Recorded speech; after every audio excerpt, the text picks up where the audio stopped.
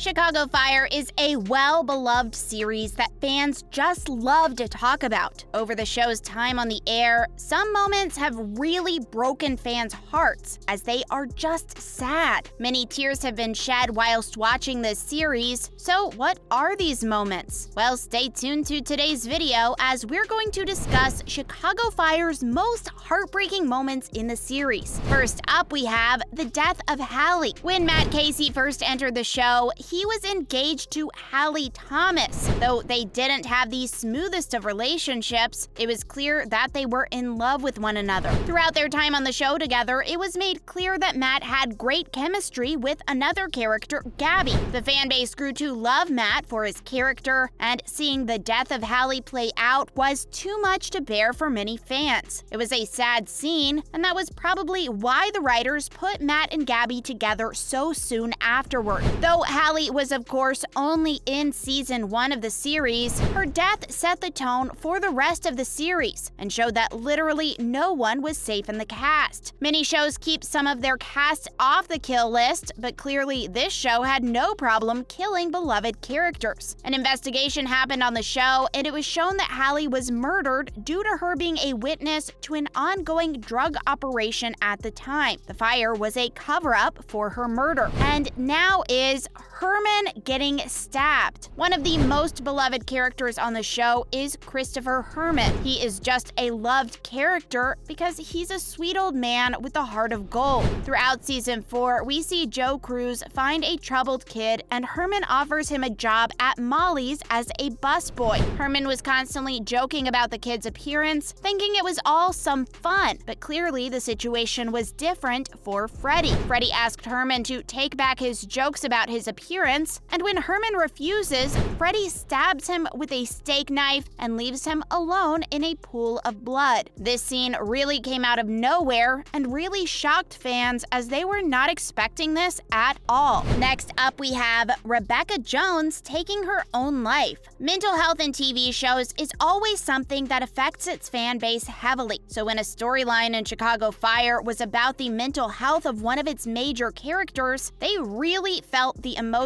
Rebecca was a person who always wanted to follow in her father's and brother's footsteps and become a firefighter. Though she really wanted this, her father just couldn't take it and tried everything he could to stop her. When she got a job at House 51, he threatened to fire everyone if they didn't put her at a desk where she supposedly belonged. Though this never happened, the damage to her psyche was already done. During one episode, she headed home, wrote a note to Gabby, and killed herself. Fans were bawling at this moment as it was so perfectly written and acted, easily making this one of the best moments in the entire show. Now we have Gabby's last scene with Matt. This is the couple fans waited for on Chicago Fire. The chemistry was always there between the two, and despite many setbacks, we rooted for them. However, something was always off. Neither could really wrap their head around the problem, and that's what caused Gabby to run to Puerto Rico. But in season 7, she returned, and for a slight moment, Matt believed his wife was there to stay. What made this hard to watch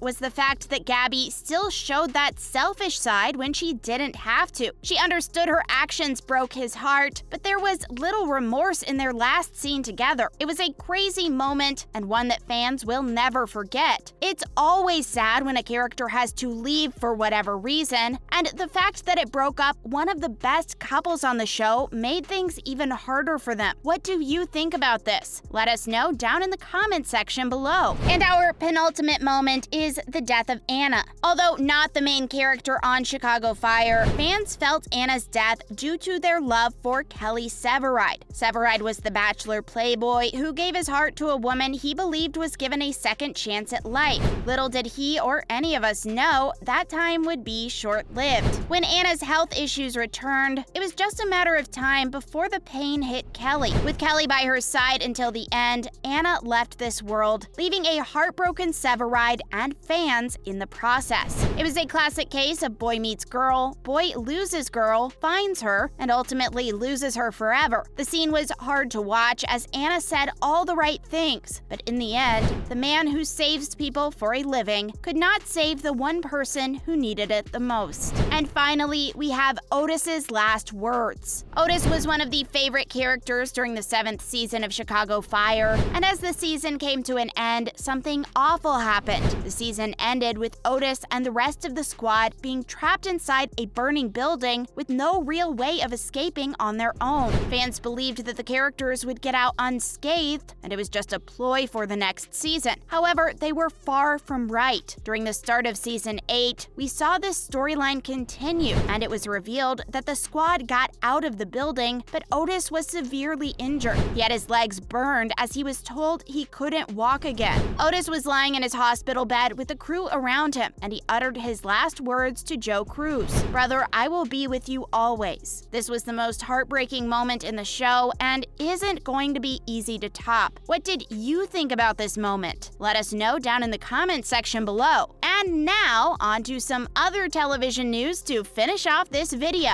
Now, is Halo TV series will show Master Chief's face. One of the biggest aspects of Halo is that we don't really know who Master Chief is, and that's okay. Though we don't see his face in the games, he has a deep character that is told throughout the story of Halo. Fans are completely fine with not seeing his face, as it keeps some mystery to the character. Some people are in the belief that you need to see a character's face in order to feel something for them, but that's just not true. So the choice to show Master Chief's face in the series has fans confused. It shows that the writers don't really understand the character, even if the set design and world are perfect. Whilst talking about the decision to show Master Chief's face, Kiki Wolfkill said this. She explained why it was important to show Master Chief's face, which will be that of actor Pablo Schreiber. For some people, it's been a moment of 20 years in the making, and for other people, it is something that feels very hard to imagine, Wolfkill said. We absolutely respect both sides of that fence, those who really want to see Chief's face and those who really don't. But for the nature of this story,